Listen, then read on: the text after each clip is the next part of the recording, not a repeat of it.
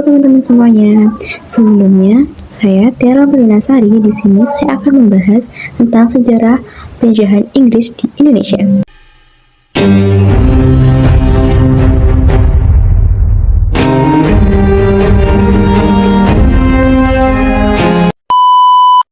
Penjajahan Inggris di Indonesia adalah periode singkat yang berlangsung selama sekitar 5 tahun, yaitu sejak tahun 1811 hingga 1816.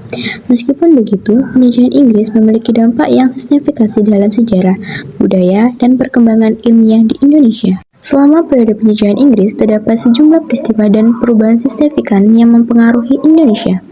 Penjajahan ini terjadi sehubungan dengan Perang Global atau lebih dikenal dengan sebagai Perang Napoleonik.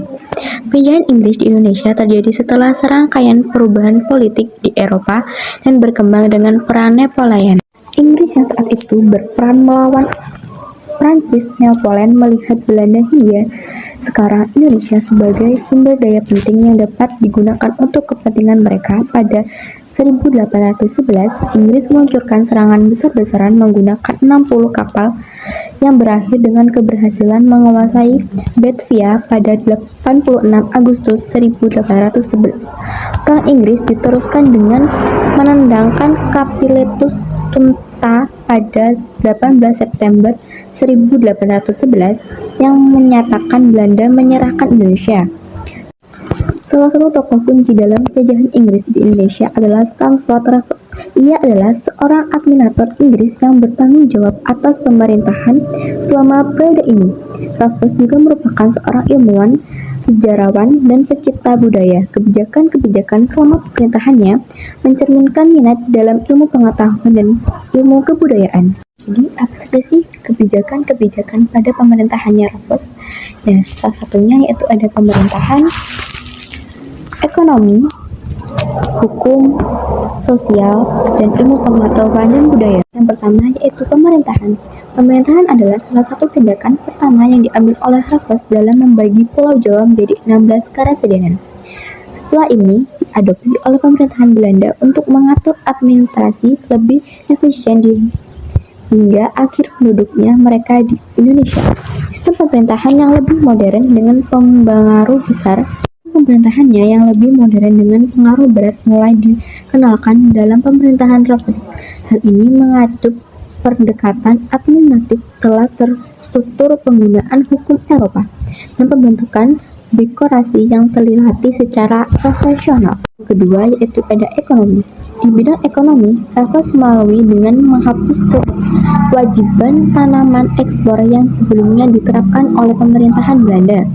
Selain itu, ia juga menghapus pajak hasil bumi serta sistem penyerahan wajib yang sebelumnya diterapkan oleh Pribumi atau pengusaha Hindia Timur Bersatu.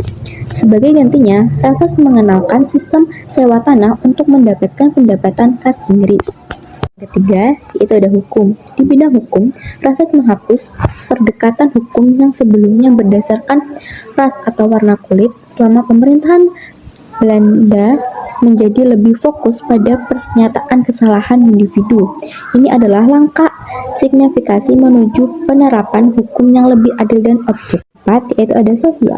Di bidang sosial, Raffles juga berusaha untuk menghapus praktik kerja rodi dan perbudakan, meskipun ada upaya untuk menunjukkan hak asasi manusia dan kenyataannya masih terjadi pelanggaran terhadap undang-undang yang serupa. Terakhir yaitu ada ilmu pengetahuan dan kebudayaan. Selama masa pemerintahannya, Raffles menunjukkan minat besar dalam ilmu pengetahuan dan budaya lokal. Ia mendukung perkumpulan ilmiah seperti Batavia, Gitstrot, serta mengundang ilmuwan yang penelitian asing untuk menjalankan penelitian di Indonesia. Tapi juga membuat kontribusi signifikan dalam dunia itu mengetahui dengan menulis buku berjudul History of Java pada 1817 di London. Ia juga menulis buku History of the Cross India Archipelago. Akhir penjajahan Inggris, gejolak di Eropa atau situasi Inggris dan Belanda juga berdampak pada pemerintahan Indonesia di bawah Inggris.